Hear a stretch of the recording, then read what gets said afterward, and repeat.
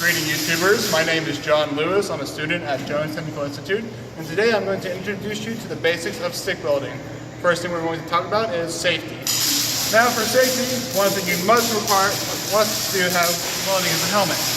You have your idle darkening helmet, which is preferred because it makes it a lot easier to start your weld off, or you just have your regular helmet, which is dark all the time until you start welding.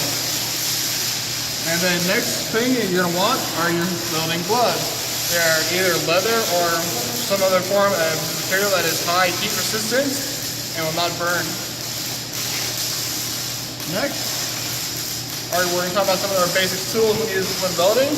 We have magnets, which hold things in place. We have clamps, which also use to hold things in place, but a bit more effectively. Always use more clamps. And at the end of it, you have your chipping hammer to knock slag off. Now, next we're going to talk about the amperage of our stick weld.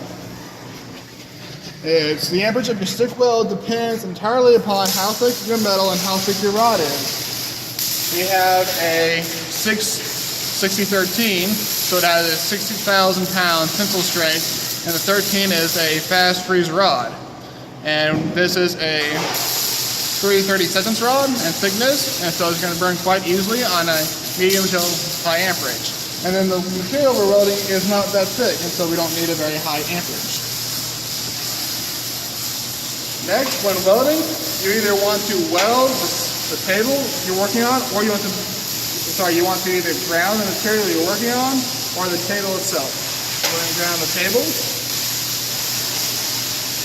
And also, another thing for safety is if you're ever welding overhead, make sure you have a do-rag on or something to cover your hair, because the sparks fly. They can get in your hair, it could possibly catch on fire. And try to always wear long sleeves. Now there are many types of beads out there. Your first is a circle bead. You just take your stick and you run it back and forth in circles. You then have a back and forth. Pretty easy motion. You have your C's, and then you have your weave. And those are four basic types of weld.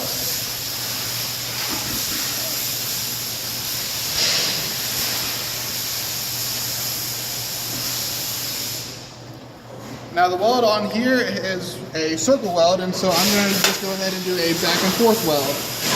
Pretty simple.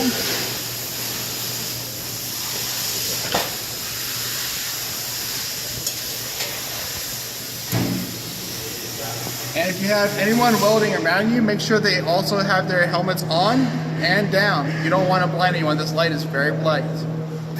Right. To get it started, you're going to tap the corner with your stick and then move down. You can hold the rod at anything that makes it comfortable for you. Now, if you hold it at 90 degrees, you're going to get very good penetration. If you hold it at more of an angle, you get less penetration, but you get a wider spread.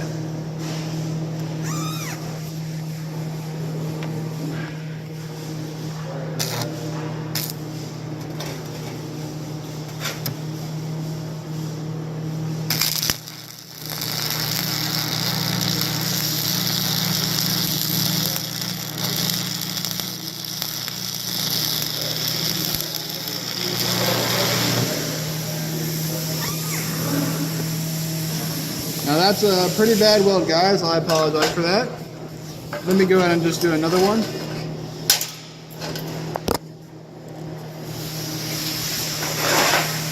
Probably one of the most important things you want to do is be comfortable. If you're not comfortable, you're not going to do a good weld.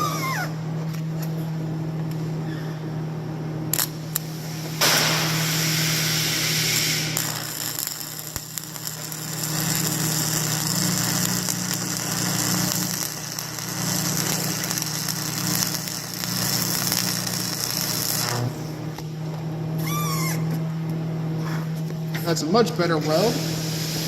And then you're going to take your chipping hammer and you're going to knock the slag off. Now the slag is still very hot, and so it can bounce off and hit your arms, and so you're going to want to have long sleeves on, if possible.